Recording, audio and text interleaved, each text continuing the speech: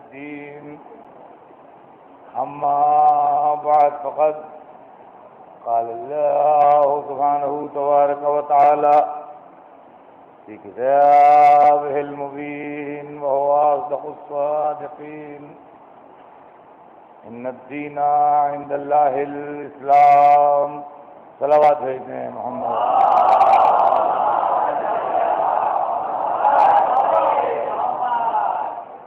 خداوند عالم قرآن مجید میں ارشاد فرما رہا ہے کہ یقیناً دین اللہ کے نزدیک اسلام ہے۔ سلسلہ کلام آپ کے ذہن میں ہوگا، ہمارے آپ کے درمیان جو ادھر گفتگو رہی 2-3 دن، تو پرسوں ہماری آپ کی گفتگو نورانیت کے موضوع پر رہی، کل ہماری آپ کی گفتگو علم کے موضوع پر رہی، اور آج کے لیے یہ وعدہ تھا کہ عصمت کے موضوع پر بات ہوگی، اس لیے کہ ہمارے یہاں رہبر کے لیے یہ 3 بنیادی صفتیں ضروری ہیں، وہ نورانی ہو، وہ عالم ہو، وہ معصوم ہو۔ تو نورانیت کی گفتگو ہو چکی، علم کی گفتگو ہو چکی، آج عصمت کی گفتگو ہوگی۔ سب سے پہلے میں یہ چاہوں گا کہ اپنے سننے والوں، خاص طور سے بچوں اور نوجوانوں کو عصمت کی ڈیفینیشن بتا دوں کہ عصمت کہتے کس کو ہیں۔ عصمت کی ڈیفینیشن ہمارے علم کلام میں یہ ہے کہ عصمت اللہ کا ایک لطف خفی ہے، یعنی سیکرٹ کرم، اس کا لطف خفی کہتے ہیں سیکرٹ، اللہ کا ایک لطف خفی ہے جو انسان کو ہر غلطی سے بچاتا ہے۔ یہ عصمت کی ٹیکنیکل ڈیفینیشن ہے۔ عصمت کی دوسری ڈیفینیشن جو عام طور سے کہی جاتی ہے تاکہ لوگوں کی سمجھ میں آئے، وہ یہ ہے کہ جو شخص پیدائش کے وقت سے لے کے موت کے وقت تک، پیدائش کے وقت جو پہلی سانس لیتا ہے دنیا میں، اور موت سے پہلے جو آخری سانس لیتا ہے، پیدائش سے لے کے موت تک کوئی چھوٹا یا بڑا گناہ جان کے یا بھولے سے بھی اس میں ہے، جان کے یا بھولے سے نہ کرے، وہ معصوم ہے۔ یہ بچوں کو سمجھانے کے لیے ایزی ہے یہ ڈیفینیشن، جو آسانی سے سمجھ میں آ جائے کہ جو پیدائش سے لے کے موت تک جان کے یا بھولے سے کوئی چھوٹا یا بڑا گناہ نہ کرے، وہ معصوم ہے۔ یہ ڈیفینیشن انگریزی میں بھی ہے، وہ بھی سنا دوں تاکہ لوگوں کی سمجھ میں آ جائے اور اچھی طرح بات کلیئر ہو جائے۔ انگریزی میں جو عصمت کی ڈیفینیشن کی گئی ہے وہ یہ ہے کہ divinely protected from all kinds of since and errors, divinely protected from all kinds of since and errors, یہ ہے معصومیت کی ڈیفینیشن۔ ہمارے پاس رہبر کا معصوم ہونا ضروری ہے۔ رہبر کا معصوم ہونا اس لیے ضروری ہے کہ اگر رہبر معصوم نہیں ہوگا تو دین کے مسئلے میں شک رہ جائے گا کہ خدا جانے اس نے صحیح بتایا کہ غلط بتایا۔ لہذا رہبر کا معصوم ہونا ضروری ہے، اور وہی عقل جو ہم کو یہ سمجھاتی ہے کہ اللہ ہونا چاہیے، اور وہی عقل جو ہم کو یہ سمجھاتی ہے کہ رسول ہونا چاہیے، وہی عقل ہم کو یہ بھی سمجھاتی ہے کہ رہبر کو معصوم ہونا چاہیے اور رہبر کو بے خطا ہونا چاہیے۔ قرآن مجید میں ایک آیت بھی موجود ہے جس میں اہل بیت کی عصمت کا تذکرہ کیا گیا، جو آیت تطہیر کے نام سے مشہور ہے، جس کے اندر یہ ارشاد پروردگار ہے کہ انما یرید اللہ لیذھب عنکم الرجس اہل البیت ویطہرکم تطہیرا۔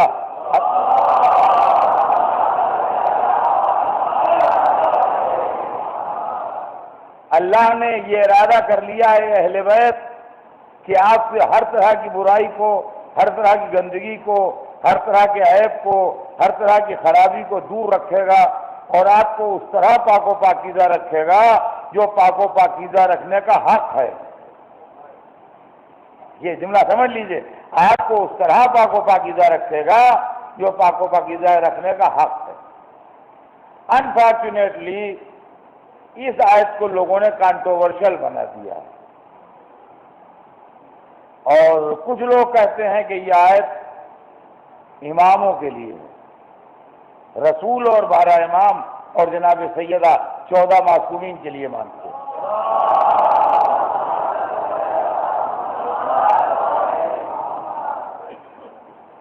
چنانچہ ہم لوگ اس کو 14 معصومین کے لیے مانتے ہیں، اور کچھ لوگوں کا یہ خیال ہے کہ نہیں، رسول کے ازواج جو ہیں ان کی شان میں ہی آئے۔ اگر رسول کے ازواج کی شان میں بھی ہو تو ہمیں کوئی اعتراض نہیں ہے، ہمارے اوپر الزام لگاتے ہیں کہ یہ مانتے نہیں ہیں، یہ ازواج کی شان میں آئے۔ اگر ازواج رسول کی شان میں ہو تو بھی محترم ہے، قابل تعظیم ہے، ہمیں اس میں کیا اعتراض ہو سکتا ہے، اور کیوں اعتراض ہو، ہمیں اعتراض کرنے والے کون؟ لیکن ٹیکنیکلی یہ ازواج کی شان میں نہیں آ سکتی،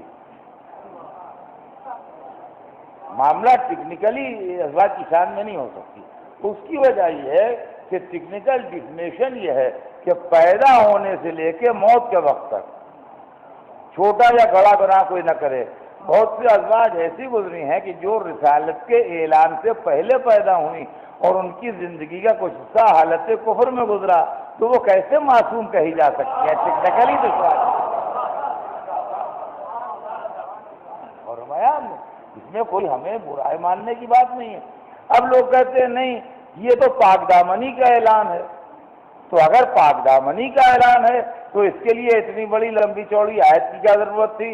ہم تو ویسے ہی رسول کے ازواج کو پاک دامن مانتے ہیں، اور رسول کیا، حضرت حوا سے لے کے سرور کائنات تک جتنی پیغمبروں کی بیویاں ہیں سب کو ہم پاک دامن مانتے ہیں، اور پاک دامنی کے لیے ازواج رسول کا نام لینا یہ تو بہت بڑی بات ہے۔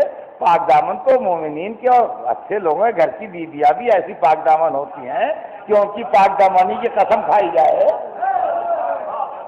ان کی پاک دامنی کی قسم کھائی جائے، تو اس کے لیے اتنے بڑے بڑے نام لینا اور اتنی بڑی بڑی شخصیتوں کے بیچ میں لانے کی کیا ضرورت ہے کہ ہم ازواج رسول کو درمیان میں لے آئیں؟ ازواج رسول نہیں، یہ تو اچھے شریف گھرانے کی خواتین جو ہیں وہ پاک دامن ہوتی ہیں، ان کی پاک دامنی کے لیے آپ قسم کھا سکتے ہیں، اس میں رسول کی بیویاں تو بڑے مرتبے کی ہیں۔ بہرحال یہ ہے کہ اس طرح پاک رکھے جو پاک رکھنے کا حق ہے، یہ بھی سمجھ لیجیے کہ وَيُطَهِّرَكُمْ تَطْهِيرًا، اور اس طرح پاک رکھے جو پاک رکھنے کا حق ہے۔ یہ پاک رکھنے کا حق کیسا ہے؟ کبھی آپ نے اس پر غور کیا کہ پاک رکھنے کا حق کیسا ہے؟ ارے ہمیں نماز پڑھنا تھی، آپ کے گھر میں وضو کرنا تھا، وہاں ایک لوٹے میں پانی رکھا تھا، ہم نے ویسا ہم وضو کر لیں، پانی پاک ہے؟ ہم نے کہا جی ہاں سردار پاک ہے، مگر ویسا پاک نہیں ہے جو پاک ہونے کا حق ہے۔ اب ایک بات کہیے، اگر پاک ہے تو ہم وضو کریں، نہیں پاک ہے تو کہیں اور جائیں وضو کرنے کے لیے۔ آپ ایک زبان میں دو باتیں کہہ رہے ہیں، یہ بھی کہہ رہے ہیں کہ پاک ہے، تو یہ بھی کہہ رہے ہیں کہ پاک ہے مگر ویسا پاک نہیں جیسا پاک ہونے کا حق ہے۔ یہ کیا چکر ہے؟ اہل بیت پاک ہیں، اللہ کہتا ہے ہم نے ایسا پاک کیا جو پاک کرنے کا حق ہے، تو یہ کیسا پاک کیا جو پاک کرنے کا حق ہے؟ اب عزیزان گرامی اس کی توجہ چاہتا ہوں آپ کی کہ رسول والے رسول ویسے پاک ہیں جو پاک ہونے کا حق ہے۔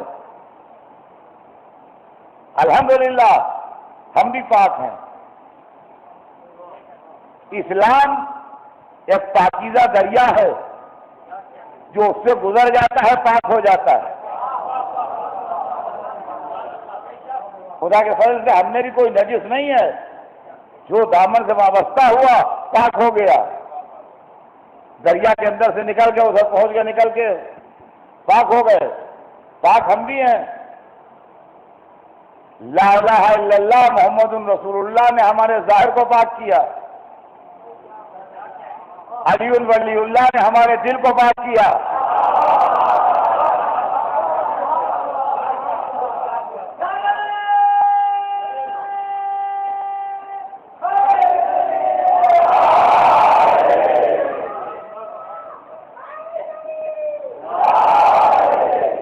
نکاح نے ہمارے نسب کو پاک کیا، زکات و خمس نے ہمارے مال کو پاک کیا۔ ہم بھی پاک ہیں، ایسی بات نہیں ہے کہ ہم پاک نہیں ہیں، مگر ویسے پاک نہیں ہے جو پاک ہونے کا حق ہے۔ میں باوضو بھی ہوں اور اپنے علم و یقین کی حد تک کپڑے بھی میرے پاک ہیں اور جسم بھی پاک ہے، ممبر پر حاضر ہوں، مسجد میں بیٹھا ہوں۔ یہاں تک میرے علم و یقین کا سوال ہے، میرا لباس بھی پاک ہے، میرا جسم بھی پاک ہے، میں وضو بھی کیے ہوں، لیکن ان سب باتوں کے باوجود ویسا پاک نہیں ہوں جو پاک ہونے کا حق ہے، اس لیے کہ نجاست ہر طرف سے میری طاق میں ہے۔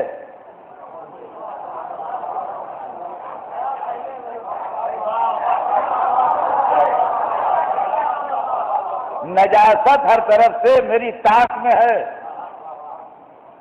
تقریر کے زور میں ہاتھ جو تھا وہ اس سے ٹکرایا، یہ مائک سے اس میں اتنا سا تار نکلا ہوا تھا، اس سے لڑ گئی انگلی، وہ کٹ گئی، اس سے نکلا خون، وہ خون تھا نجس، وہ لگا رومال میں، رومال نجس ہوا، اس سے میں نے پوچھا ماتھا نجس ہوا، پسینہ ٹپک کے گرا کپڑوں پر، کپڑے نجس ہوئے، دیکھیے پاک تھا مگر نجس ہو گیا۔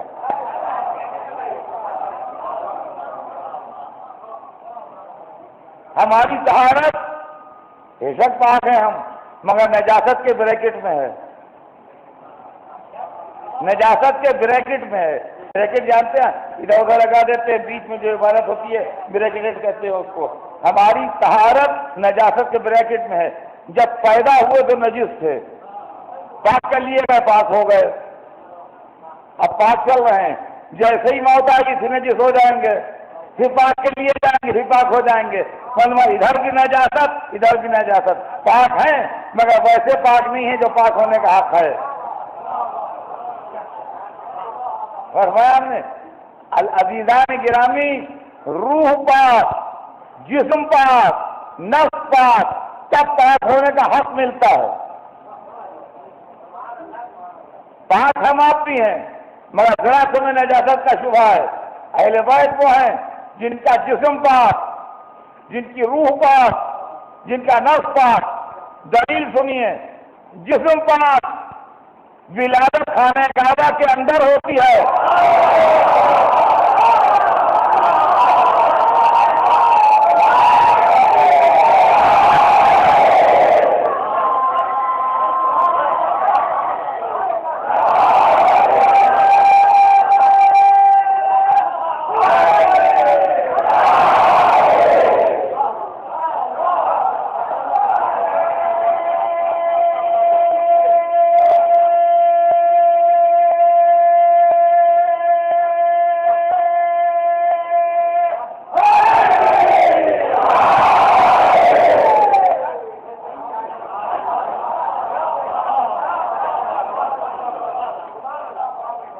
جسم پاک، روح پاک۔ دلیل سنیں گے آپ؟ پہلے لوگوں کے گھر کے دروازے مسجد میں کھلتے تھے، ایک دن حکم پروردگار نے آ کے سب کے دروازے بند کر دیے، مگر علی کا دروازہ کھلا رہا، ہر حالت میں مسجد میں آ جا سکتے ہیں۔ دلیل یہ ہے کہ روح پاک۔ اب آئیے تیسری دلیل سنیے، نفس پاک۔ سامنے کی دلیل ہے، جب میں عرض کروں گا تو ہر ایک کی سمجھ میں آئے گا۔ نفس پاک، دلیل یہ ہے کہ اللہ نجس مال کا خریدار نہیں ہوتا، صرف ہجرت پر خرید۔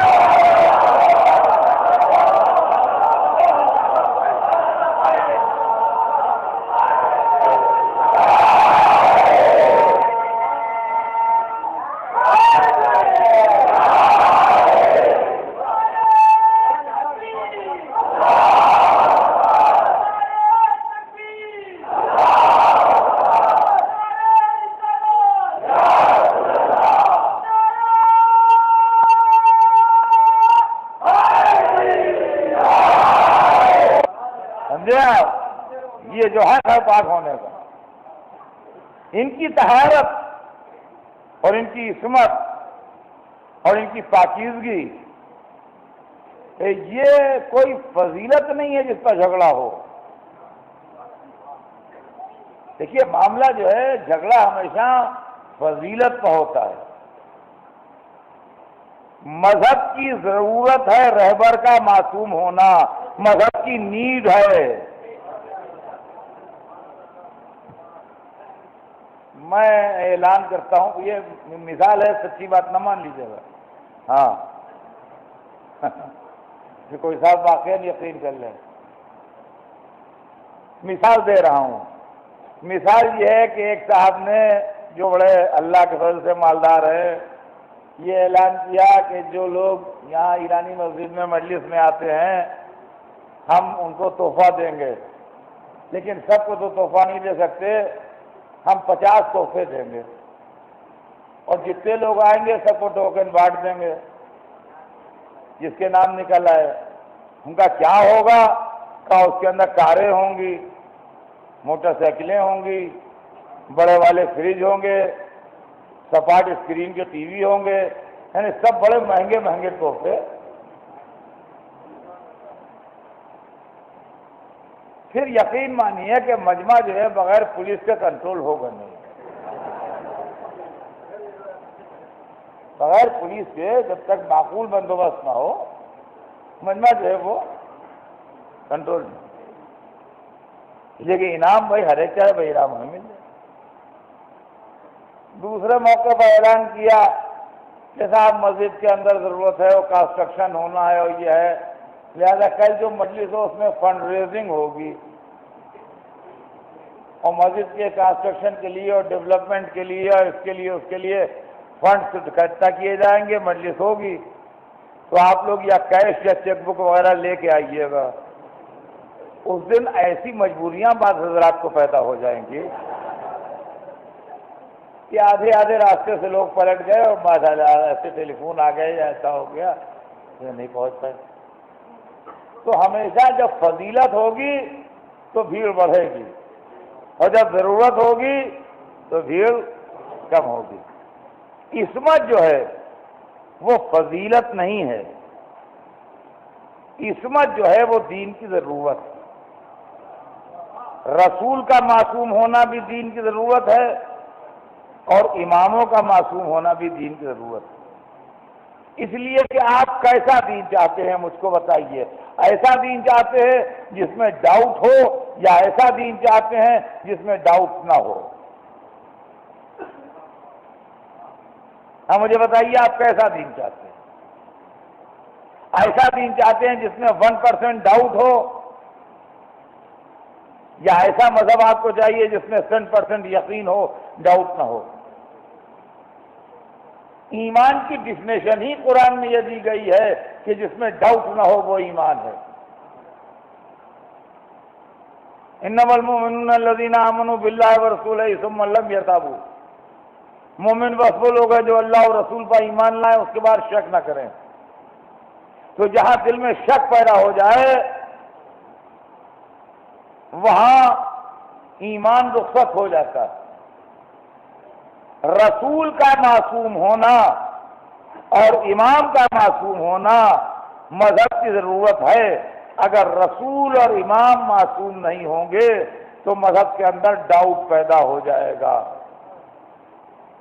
اب آپ کہیں گے کیسے ڈاؤٹ پیدا ہو جائے گا؟ سنیے، رسول کا کام ہے دین کو اللہ سے لے کے ہم تک پہنچانا، امام کا کام ہے جو کچھ رسول نے پہنچا دیا ہے وہ اللہ اور رسول کی مرضی کے مطابق ایکسپلین کرنا اور بتانا۔ پھر سمجھ لیجئے، رسول کا کام ہے اللہ سے دین لے کے بندوں تک پہنچانا، امام کا کام ہے جو دین رسول نے پہنچا دیا ہے اس کو اللہ کی مرضی کے مطابق اور رسول کے ارشاد کے مطابق عوام کو سمجھانا اور بتانا، اس کا انٹرپریشن کرنا۔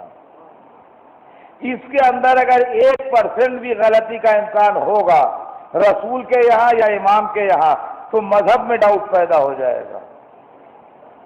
اور ہمایان میں مذہب میں ڈاؤٹ پیدا ہو جائے گا، اور جہاں مذہب میں ڈاؤٹ پیدا ہو جائے ایمان رخصت ہو جائے گا۔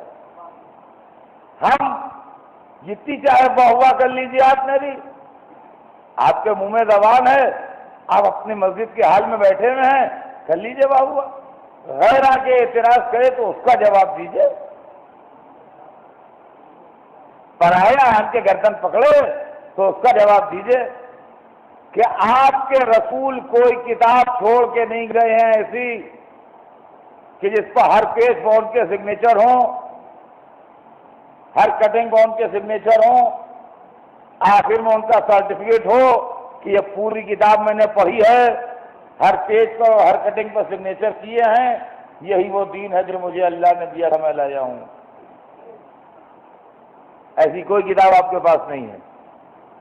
آپ کے پاس جو اسلام ہے وہ صرف اور صرف میموری کے سہارے ہے۔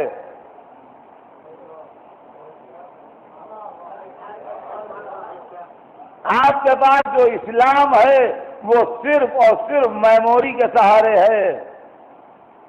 کیا انسانی میموری اتنی پرفیکٹ ہوتی ہے کہ جو کہا جائے اس کو یاد رکھے؟ کل بھی میں نے مجلس پڑھی تھی یہاں، اور آپ نے دل کھول کے میری تعریف بھی کی تھی۔ میں آپ سے ریکویسٹ کرتا ہوں کل جو کچھ پڑھا تھا وہ آج مجھے سنا دیجیے۔ آپ میں ایک سے ایک پڑھے لکھے آتے ہیں، ایک سے ایک اسکالر آتے ہیں، مولانا آتے ہیں، فارن کی مذہبی تعلیم حاصل کیے ہوئے لوگ آتے ہیں، صبران کے مجلس میں بیٹھتے ہیں۔ اگر انڈیویجول کیپیسٹی میں نہیں کر سکتے آپ کمیٹی بنا لیجئے،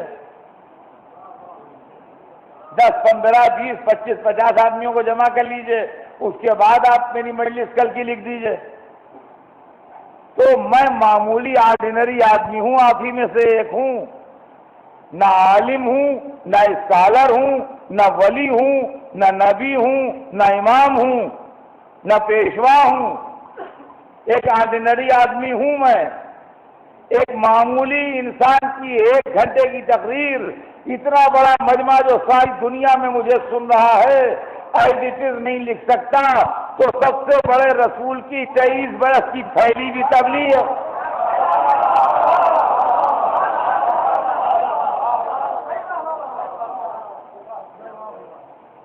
کیا بات کرتے ہیں آپ؟ سب سے بڑے رسول کی 23 برس کی پھیلی ہوئی تبلیغ، کیا آپ یادداشت کے سہارے یاد رکھیں گے؟ اور یادداشت کے سہارے یاد کیسے رہے گی؟ آپ کے پاس جو کچھ بھی ہے اس کا جائزہ لیجئے، آپ اس کو پڑھیے، اعتراض کرنے سے پہلے، ہم کو ہنسنے سے پہلے آپ ہم سے بات کیجئے۔ دیکھیے اگر ہماری بات میں معقولیت ہے تو اس کو ایکسیپٹ کیجئے، اگر ہماری بات میں معقولیت نہیں ہے تو اس کو معقولیت سے ریجیکٹ کر دیجئے۔ یادداشت کے سہارے آپ نہیں لکھ پائیں گے۔ یہ کہہ دینا کہ لوگ مانتے نہیں، برا کہتے ہیں، برا کسی کو نہیں کہتے ہیں، یہ محض آپ نے الزام لگایا کہ برا کہتے ہیں۔ سینکڑوں معاملے ایسے ہیں کہ ہم برا نہیں کہتے ہیں، نیتیں ٹھیک ہے سب کی، طریقہ کار سے گڑبڑ ہوتی ہے۔ اب آئیے میں آپ کو مثالیں سناتا ہوں، مثالیں سنیے۔ رسول اللہ جب مبعوث برسالت ہوئے تو 5 برس کے بعد، مثال ہے یہ، ایک آدمی آیا رسول کے پاس اور اس نے آن کے کہا کہ یا حضور فلاں چیز حلال ہے کہ حرام ہے؟ اس وقت اسلام میں وہ چیز حرام تھی، آپ نے فرما دیا حرام ہے، اس نے سنا، اچھا وہ بھی نیک دل ہے، برا نہیں ہے آدمی وہ، جب وہ اپنی بستی میں گیا تو اس نے جا کے کہا کہ میں نے رسول سے پوچھا تھا، انہوں نے بتایا کہ فلاں چیز حرام ہے۔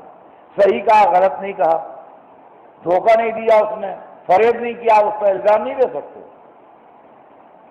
مدینے میں آنے کے بعد 5 برس کے بعد ایک دوسرا آدمی آیا، اس وقت وہ چیز حلال ہو چکی تھی،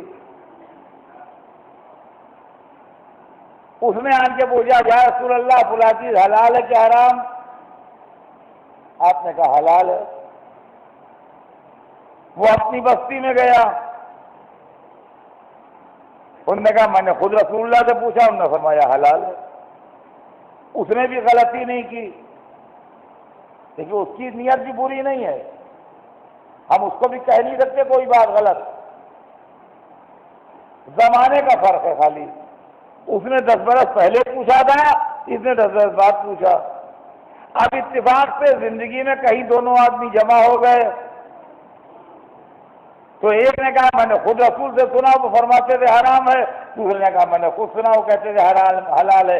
اسلام میں اختلاف آیا کہ نہیں آیا؟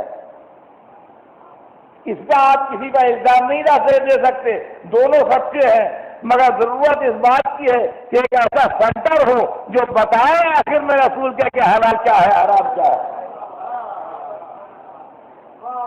اور آگے آئیے اور آپ کو سناتے ہیں۔ ہر آدمی کی ذہانت اور انٹیلیجنس ایک سی نہیں ہوتی، صبح سے شام تک ہمارے ساتھ یہ کھیل ہوتا ہے کہ ہم کہتے کچھ ہیں، آدمی سمجھتا کچھ ہے۔ کہیں آسمان کی اس نے سمجھی زمین کی۔ ہر آدمی کے ساتھ یہ تماشا ہوتا ہے، اس لیے کہ سارے آدمی ایک سے دماغ کے نہیں ہوتے۔ ایک آدمی سیدھا سادہ رسول کے پاس بیٹھا تھا، اس کے سامنے ایک شخص نے رسول سے پوچھا یا حضور میں شربت پیوں؟ وہ آدمی بیمار تھا، ڈائبٹک تھا، شربت اس کو نقصان کرنے والا تھا۔ رسول نے فرمایا تمہارے لیے شربت جائز نہیں ہے۔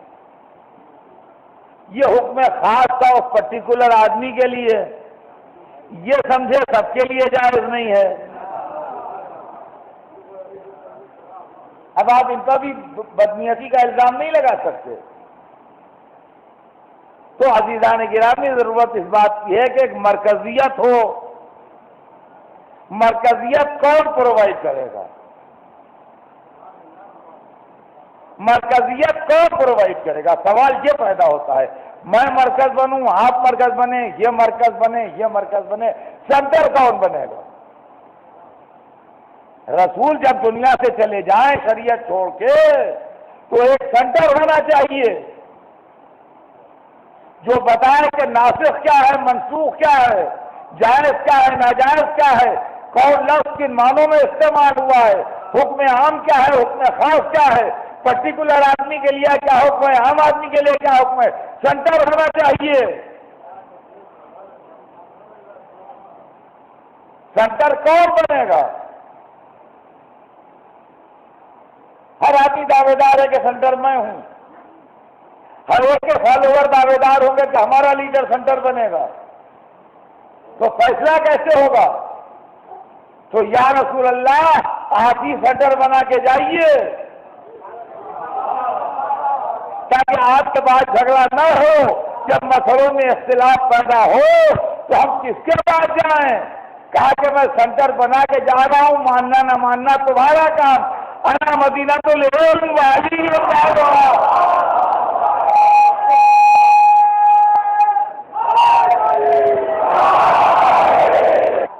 میں علم کا شہر ہوں، علی اس کا دروازہ، من اراد العلم فلیات الباب، جس کو علم سیکھنا ہو وہ دروازے تک آئے۔ اور عزیزان گرامی خدا برا کرے تعصب کا، جو کچھ بھی تعصب کی آگ بھڑکائی گئی عہد بنی امیہ میں، اس کی وجہ سے اسلام میں اختلافات زیادہ ہو گئے، ورنہ جب رسول دنیا سے گئے تھے تو بزرگان اسلام علی کے پاس پوچھنے آتے تھے اور علی سے مسائل پوچھ کے جاتے تھے، لیکن بعد میں بریلی کو چھوڑ دیا گیا، اور جب بریلی کو چھوڑ دیا گیا تو اختلافات کی آگ اور بھڑک گئی۔ تو حضور عصمت دین کی ضرورت، اس لیے کہ کہاں سے آپ لے کے چلیں گے اس پورے معاملے کو؟ جو اسلام کے اسکول آف جورسپروڈنس مرتب ہوئے ہیں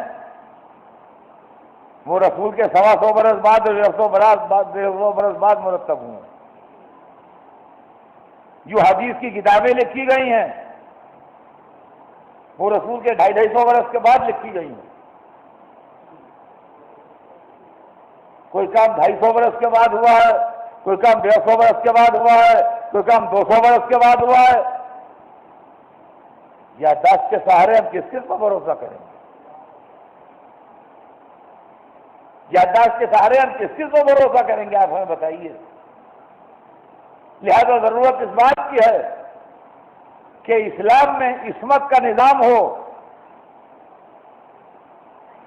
رسول معصوم ہو تاکہ دین کے پہنچانے میں غلطی نہ کرے، امام معصوم ہو تاکہ دین کو بیان کرنے میں غلطی نہ کرے، اور ہمارے میں یہ دونوں معصوم ہونا چاہیے۔ دو سلسلے ہیں رہبری کے، ایک دین کو لانے والا سلسلہ، اس کا نام رسالت ہے، ایک دین کو بتانے والا سلسلہ، اس کا نام امامت ہے۔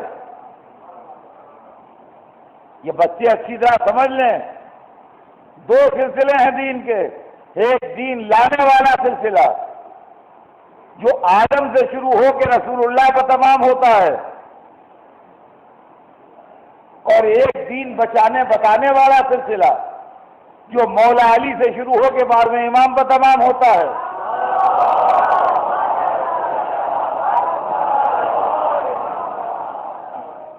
یہ دو سلسلے ہیں عزیزان گرامی، یہ سمجھیے عصمت کے دو سمندر ہیں، پاکیزگی کے دو سمندر ہیں، نور کے دو سمندر ہیں، علم کے دو سمندر ہیں۔ ایک سمندر کا نام ہے رسالت، ایک سمندر کا نام ہے امامت۔ جب تک دین آتا رہے گا کشتیاں رسالت کے سمندر میں رہیں گی، جب دین مکمل ہو جائے گا کشتیاں امامت کے سمندر میں پہنچ جائیں گی۔ لہذا آدم سے لے کے سرور کائنات تک نبی معصوم ہونا چاہیے، اور علی سے لے کے امام آخر تک امام معصوم ہونا چاہیے۔ ان دونوں کی عصمت پر دلیل عقل قائم ہے۔ اب بیچ میں ایک معصومہ بھی ہے، یہ سن لیجیے، بیچ میں ایک معصومہ بھی ہے جو نہ نبی ہے نہ امام ہے مگر معصومہ ہے۔ معبود اس کو عصمت کیوں دی گئی؟ کہا تمہیں خبر نہیں دونوں سمندروں کو ملانے والی نہر کا نام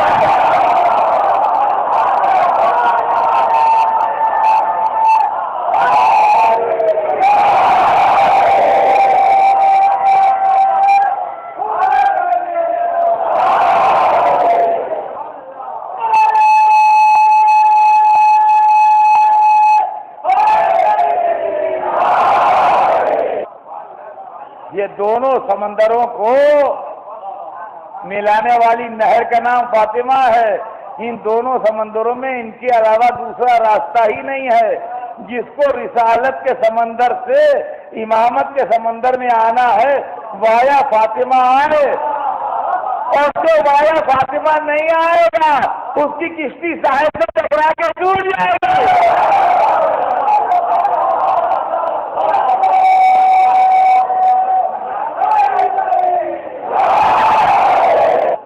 تو عزیزان گرامی، مسئلہ جو ہے وہ یہ ہے کہ عصمت دین کی ضرورت ہے، اور معصوم ہونا اس لیے ضروری ہے کہ ہمیں یقین ہو سکے کہ یہ جو کچھ رسول نے بتایا یہ وہی ہے جو اللہ نے فرمایا، اور جو کچھ امام نے وضاحت کی ہے یہ وہی ہے جو رسول لائے ہیں، اور یہ وہی ہے جو اللہ نے بھیجا ہے۔ اس کے اندر شک شبہ کی گنجائش نہیں، اور انسانی میموری اس قابل نہیں ہے۔ مٹی کا بنا ہوا دماغ غلطی کرتا ہے، ہم بھول جاتے ہیں۔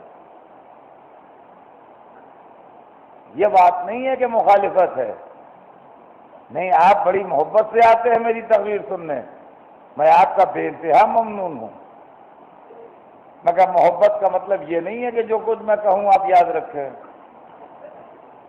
اگر کوئی محبت کا یہ مطلب لیتا ہے تو محبت کا غلط انٹرپریٹیشن کرتا ہے۔ میں یہ نہیں کہتا کہ لوگوں کو رسول سے محبت نہیں تھی، نہیں، محبت بہت تھی، مگر یاد نہیں رکھ سکتے تھے اس لیے کہ انسانی دماغ میں کمزوری ہے۔ اب عصمت کی تعریف میں اکثر سمجھاتا ہوں بچوں کو، پرانی بات ہے، لیکن ہر مجلس میں کچھ نئے لوگ ہوتے ہیں، کچھ نئے چہرے ہوتے ہیں، اس لیے اس بات کی وضاحت کر دیتا ہوں کہ اگر میں نے جو کل تقریر کی تھی اس کے سلسلے میں کوئی کانٹروورسی ڈیولپ ہو جائے اور کچھ لوگ اعتراض کرنے لگیں کہ صاحب فلاں بات تو اثر صاحب بڑی غلط پڑھ دیے اور بہت قابل اعتراض پڑھ دیے، اور جب مجھ سے پوچھا گیا تو میں نے کہا نہیں، میں نے یوں نہیں کہا تھا، یہ غلط سمجھے، میں نے یوں کہا تھا۔ تو آج کی مجلس میں جب لوگ آئیں گے تو اس کا فیصلہ نہیں ہو پائے گا، فیصلہ نہیں ہو پائے گا۔ اس لیے نہیں ہو پائے گا کہ مجلس کے آنے والے 3 حصوں میں بٹ جائیں گے۔ ایک حصہ میرے ساتھ ہو جائے گا جو کہے گا ٹھیک کہہ رہے حیدر صاحب، یہ بات انہوں نے نہیں پڑھی تھی۔ دوسرا حصہ میرے خلاف ہو جائے گا، کیا صاحب پڑھی تو تھی، یہ بات تو نہیں ہے کہ نہیں پڑھی تھی۔ اور ایک تیسرا بڑا سیکشن وہ ہوگا جو کہے گا صاحب ہم مجلس میں تھے ضرور، مگر اس وقت ہمارا خیال نہیں، ہمیں یاد نہیں پڑھی تھی کہ نہیں پڑھی تھی، تو اس وقت ہمیں اس پر یاد نہیں آ رہا ہے۔ ہم سے آپ نے پوچھیے، کچھ ہمیں گھریلو معاملات تھے الجھن کے تو ہمارا دماغ اس میں الجھا ہوا تھا، ہمیں یاد نہیں ہے۔ تو اب کہاں سے فیصلہ ہوگا بھائی؟ آنے والے 3 حصوں میں ڈیوائیڈ ہو گئے۔ لیکن اگر خوش نصیبی سے کل کی مجلس کا ویڈیو کسی نے بنا لیا ہے تو اب کوئی کانٹروورسی آگے بڑھ نہیں سکتی۔ اٹھا کے ویڈیو دیکھ لیجئے، پڑھا ہے تو معلوم ہو جائے گا، نہیں پڑھا ہے تو معلوم ہو جائے گا، کس طرح پڑھا ہے معلوم ہو جائے گا، کن لفظوں میں پڑھا ہے معلوم ہو جائے گا، سب کچھ معلوم ہو جائے گا۔ اس لیے کہ آپ کا دماغ بھول سکتا ہے، یہ مشین جو لگی ہے سامنے یہ بھولے گی نہیں۔ اس مشین کی خوبی یہ ہے کہ یہ بھولتی نہیں اور غلط ریکارڈ نہیں کرتی۔ یہ نہیں ہو سکتا کہ میں کہوں صبح اور اس میں دن ریکارڈ ہو جائے، میں کہوں شام اور اس میں رات ریکارڈ ہو جائے۔ جو کہوں گا وہی ریکارڈ ہوگا، جتنا کہوں گا اتنا ہی ریکارڈ ہوگا، اس کے اندر کوئی فرق نہیں ہوگا۔ تو اگر ویڈیو بنا ہوا ہے تو اختلاف نہیں ہوگا، اور اگر ویڈیو نہیں ہے تو اختلاف ہو جائے گا۔ اب سمجھے آپ عصمت کیا ہے؟ عصمت جو ہے وہ اسلام کا الہی ویڈیو ہے، جو کچھ زبان سے نکلا وہی کہا جائے گا، بدلے گا نہیں۔ اب چاہے ایک مشین لگی ہو تب بھی وہی ریکارڈ ہوگا، 2 مشینیں لگی ہوں جب بھی وہی ریکارڈ ہوگا۔ اور اس میں سے کئی مشینیں میرے سامنے اس طرح لگی ہیں، آپ کو میری تقریر جس مشین سے سننا ہو سن لیجئے، ایک ہی تقریر سب میں سنائی دے گی۔ اب سمجھے آپ، جتنے امام گزرے معصوم،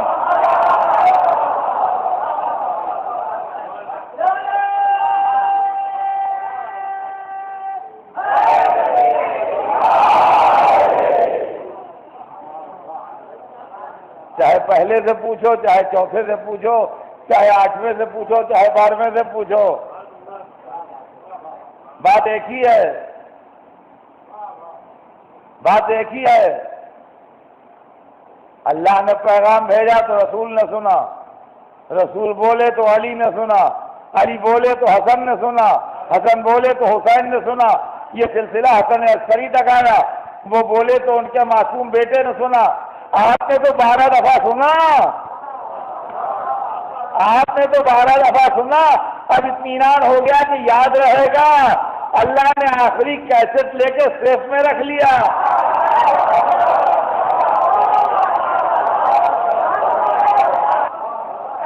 آخری کیسٹ لے کے سیف میں رکھ دیا کہ 12 دفعہ تم نے معصوم سے سنا ہے. اب ہمیں امید ہے کہ تمہیں سبق یاد ہو گیا ہوگا. اب دین کا کام چلاؤ. اب دین کا کام چل رہا ہے. جب اختلافات ہم میں ہماری جہالت کی وجہ سے پہنچ جائیں گے, اللہ اوریجنل نکال کے ملا کر دینا چاہتا ہے. محمد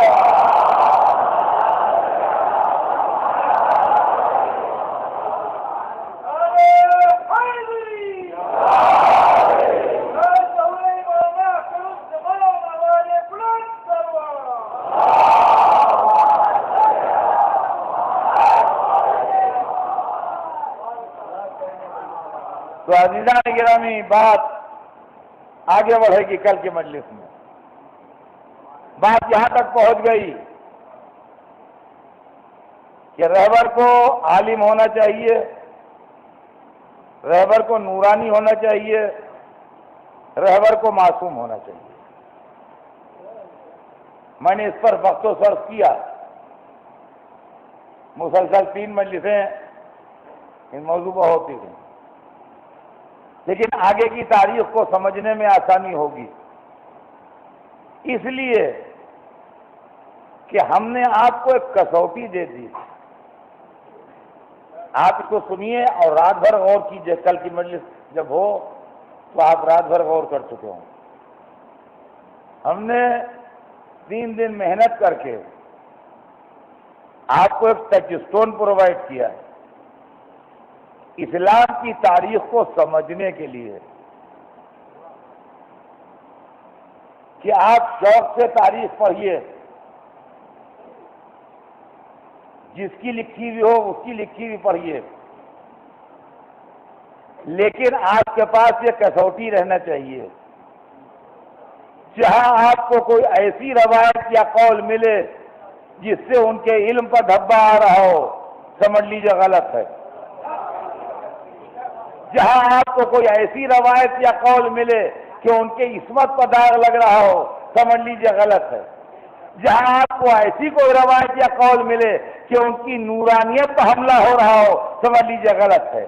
اب جہاں نورانیت, علم و عصمت کی حفاظت کے ساتھ مضمون ملتے جائیں, سمجھتے جائیے صحیح مضمون ہے, ان کو پڑھتے جائیے. یہ میں نے آپ کو تاریخ فہمی کی کسوٹی پرووائڈ کی, اس لیے کہ بچے تاریخ پڑھتے ہیں. جب تاریخ پڑھتے ہیں تو اس سے گمراہ ہوتے ہیں. کہتے ہیں سردار اس میں تو یہ لکھا ہے.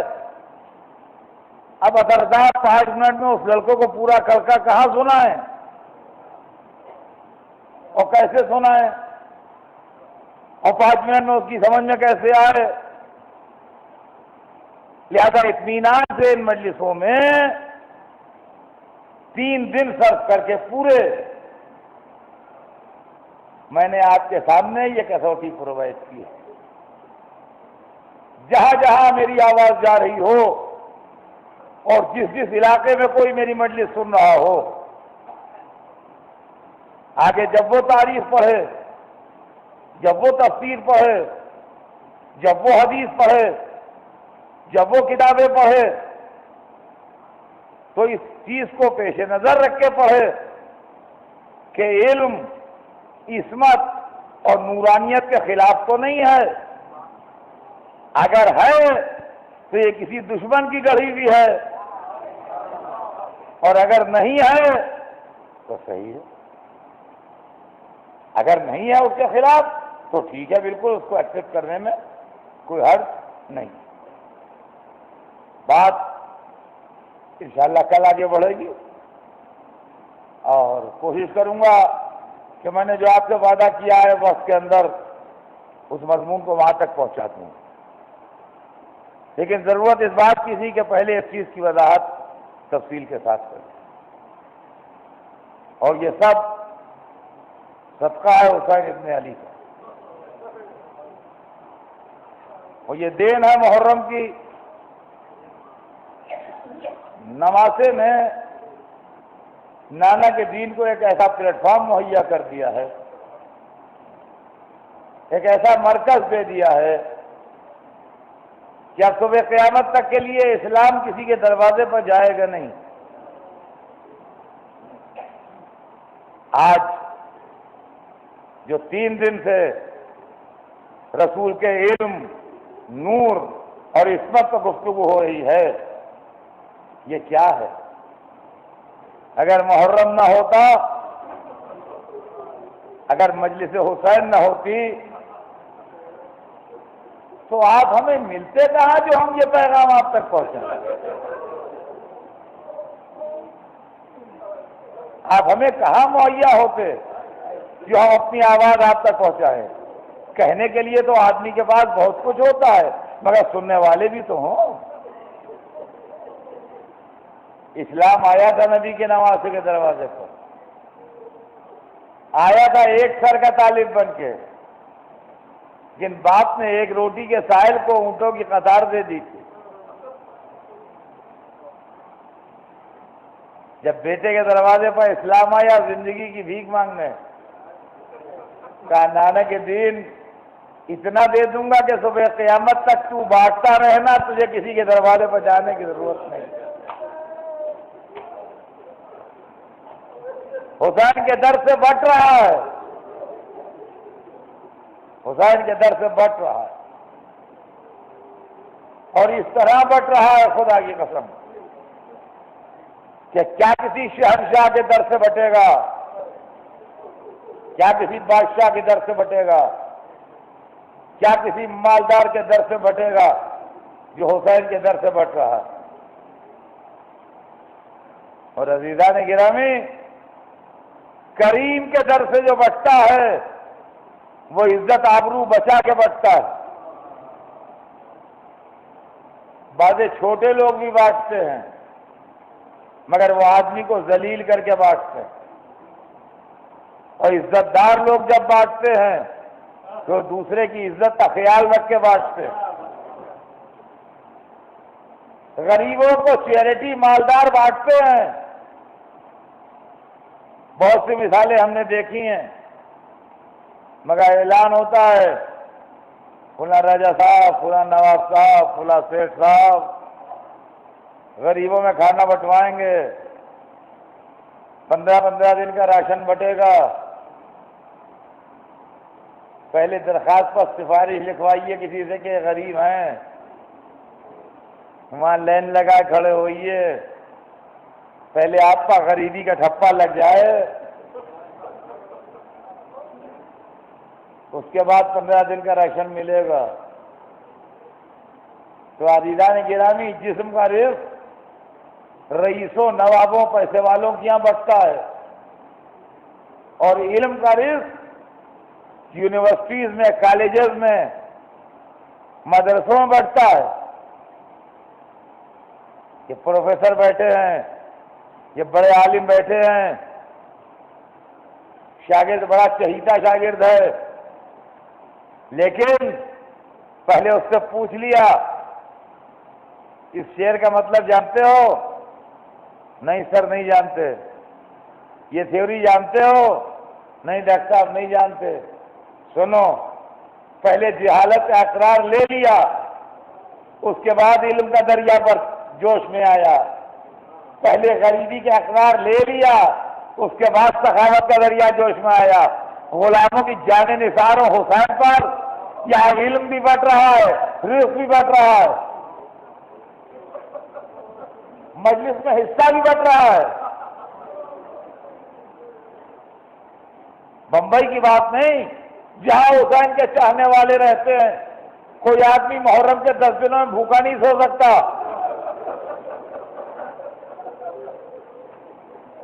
یہ ممکن نہیں ہے کوئی فقیر سو جائے، حسین کے در سے بٹ رہا ہے۔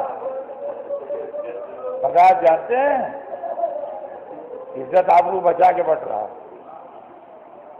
روٹی بٹ رہی ہے مجلس میں، مگر نیاز ہے، تبرک ہو سکتا ہے کہ اس نے 2 دن سے کھانا نہ کھایا ہو، 2 دن کا فاقہ توڑے جا کے وہ، لیکن اس کو شرمندگی نہیں ہے، لیکن بڑا ملٹی ملینر سیٹ بھی اس کے آگے حصہ لیے ہوئے چلا جا رہا ہے۔ مجلس تو ہوتا ہے نا، نیاز ہوتا ہے نا، اس میں کوئی شرمانے کی بات نہیں۔ مجلسوں میں علم بانٹتا ہے، لیکن پڑھنے والا کبھی یہ نہیں کہہ کے بانٹتا ہے کہ آپ نہیں جانتے ہیں، میں بتا رہا ہوں۔ ہر ایک یہ کہتا ہے آپ مجھ سے بہتر جانتے ہیں۔ کیا کہنا حسین، آپ نے غریبوں کی عزت رکھی، اسلام کو اتنا دے دیا جب اسلام کو ضرورت نہ رہی۔ ہماری جانیں نثار ہو جائیں، ایسے چاہنے والے لے کے آئے کہ جن کی جانیں اسلام پر فدا تھیں، جن کی جانیں اسلام پر فدا تھیں۔ تاریخ بتاتی ہے حسین کے چاہنے والے، حسین کے جانثار، یہ وہ زمانہ ہے، وہ تاریخیں آ گئیں جب اصحاب حسینی کا تذکرہ ہوتا۔ انصار حسین میں ایک بڑا نمایاں نام ہے، مسلم ابن اوسجہ،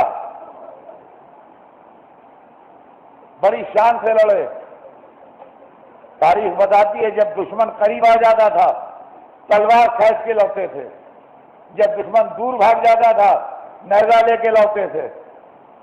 لوٹتے لوٹتے زخموں سے چور ہو کے گرے، امام پہنچ گئے سرہانے۔ مسلم سے بہت دوستی حبیب ابن مظاہر سے بھی تھی، امام کے ساتھ وہ بھی گئے۔ امام نے سر زانو پر رکھا، حبیب سامنے بیٹھے، مسلم آخری سانسیں لے رہے تھے۔ حبیب نے آواز دی، مسلم جہاں تم جا رہے ہو وہیں میں بھی آ رہا ہوں، لیکن اگر کوئی تمنا ہو تو کہتے جاؤ۔ یہ مسلم کی تمنا نہیں ہے، صبح قیامت تک کے لیے ہمیں سبق دے رہے ہیں۔ دم نکل رہا ہے، سانس اکھڑ چکی ہے، ساری طاقت یکجا کر کے کہا اسی کا میں تمہیں وصیت کرتا ہوں۔ اس کے بعد شاید طاقت نے جواب دے دیا، زبان سے تو نہیں کہا، کانپتا ہاتھ اٹھا کے حسین کا اشارہ کیا، ان کے لیے وصیت کرتا ہوں، ان کا خیال رکھنا۔ حبیب نے کہا آرام سے جاؤ، آرام سے، جب تک زندہ ہو۔ اجرکم اللہ، جزاکم ربکم۔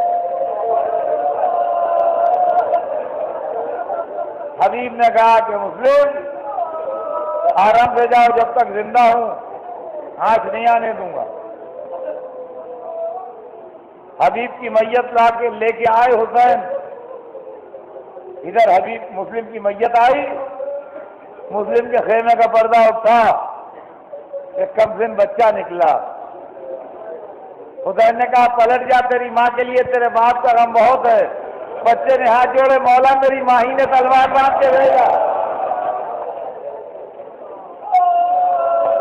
اللہ اللہ، کون سا دن تھا عاشورہ کا دن، اور کون سا جوش تھا نصرت حسین کا جوش۔ بچہ کہہ رہا ہے مولا میری ماں ہی نے تلوار باندھ کے بھیجا ہے، اور پس پردہ سے بی بی نے آواز دی، آقا کنیز کا دل ٹوٹ جائے گا، ہدیہ رد نہ کیجیے۔ عاشورے کے دن نفسیات انسانی بدل گئے تھے۔ یہ بات آپ بھی جانتے ہوں گے، مگر میری بہنیں بیٹیاں زیادہ بہتر جانتی ہیں کہ مائیں جب اپنے بچوں کو سجاتی ہیں، سنوارتی ہیں، کپڑے بدلتی ہیں، تو ہاتھ اٹھا کے ان کی زندگی کی دعا بھی مانگتی ہیں کہ اللہ انہیں زندہ رکھنا، خیریت سے رکھنا۔ کربلا کی ماں اپنے بچے کو سجاتی ہے، سنوارتی ہے، سپاہی بناتی ہے، زندگی کی دعا نہیں مانگتی کہ پھر جا کے حسین پر نثار ہو جائے۔